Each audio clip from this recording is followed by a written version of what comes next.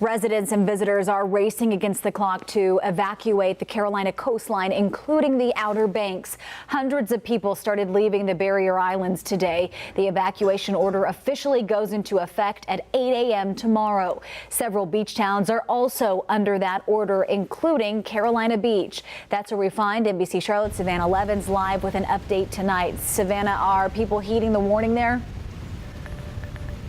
Yeah, you know, Sarah, a lot of people have left today. Certainly more going to be leaving tomorrow. The winds definitely picked up here today. Definitely prep time, though. You can see lots of boarded up businesses and homes, people sandbagging as well, just making their final preparations before getting out of town. At an emergency meeting in Carolina Beach tonight, officials laying out their plan to evacuate all residents and close the bridge behind them. Those residents preparing to leave and seek shelter inland. I'm just kind of freaked out that we're doing it again this year. It's been 1 year since Hurricane Florence devastated this area of the North Carolina coast. Really hoping it's not as bad as last year. Now residents preparing for another blow. Tuesday afternoon, Governor Roy Cooper issued mandatory evacuation of coastal towns from the barrier islands to here in Carolina Beach, where residents lined up to get re-entry passes before heading out to seek shelter. If it dies down enough, maybe I'll stay, but I don't want to take any chances. The expectation is please follow the orders. Carolina Beach Mayor Joe Benson says they're taking every precaution. We've asked our code enforcement guy to go out today to police up construction debris, which could become a missile.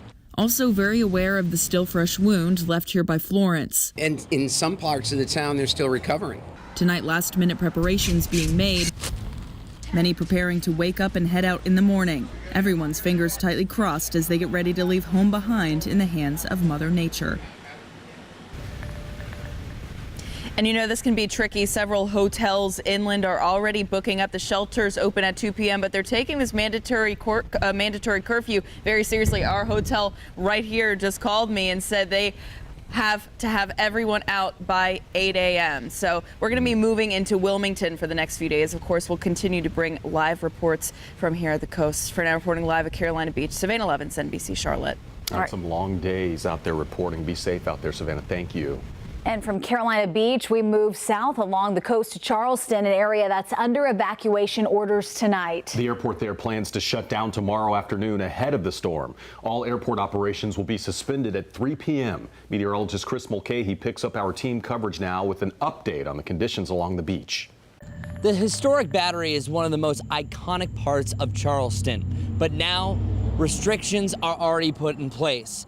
Starting on Wednesday through Thursday through Friday, no parking, and a flood warning is now flashing just across the street from the battery. Likely where I'm standing is going to be underwater. Once storm surge levels could get up to 9 feet, and that could happen twice during 2 high tides. That's when this area really starts to flood. Regardless, waves are going to be crashing over the wall along this railing.